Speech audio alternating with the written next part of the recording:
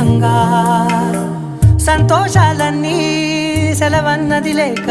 మనతోనే కొలువయ్యే మొత్తంగా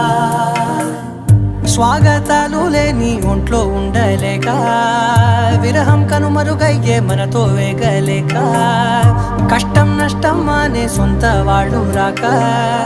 కన్నీరొంటరాయే నిలువ నీడలేక